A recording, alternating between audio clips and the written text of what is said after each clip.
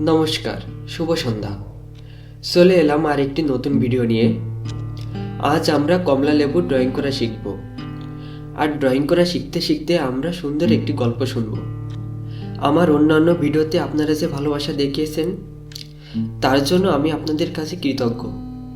চলুন গল্পটি শুরু করি।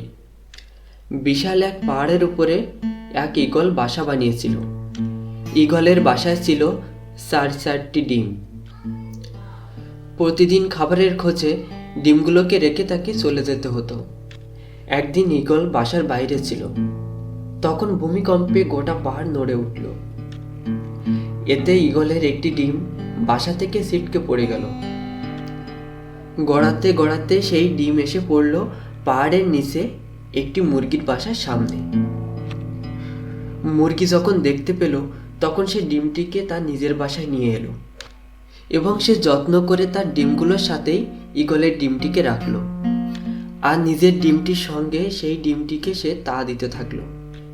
কিছুদিন যাওয়ার পর সেই ডিমটি ফুটে একটি বাচ্চা বের হলো।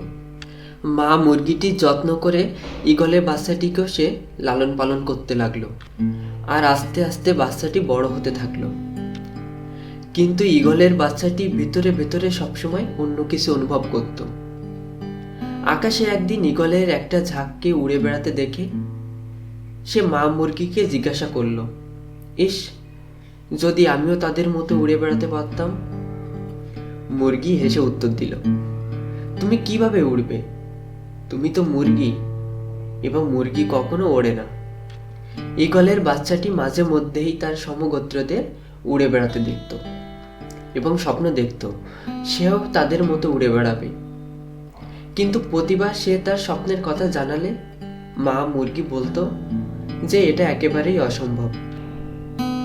একই কথা শুনতে শুনতে ঈগলের বাচ্চাটি বিশ্বাস করতে শিখল এবং তার জীবনটা বাকি মুরগিদের মতোই কাটিয়ে দিল। অনেকদিন এভাবে কাটানোর পর একদিন সে মারা গেল। এই গল্পটি থেকে আমরা কি শিখলাম?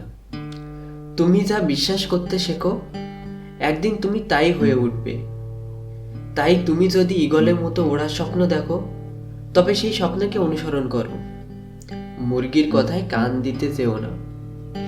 ভিডিওটি ভালো লাগলে লাইক করবে, কমেন্ট করবে আর চ্যানেলে নতুন হয়ে থাকলে সাবস্ক্রাইব করবে আর বেল আইকন প্রেস করবে। আবার নিয়ে আসবো নতুন কোনো ভিডিও ঠিক রাত 8টার সময়। সবাইকে ধন্যবাদ।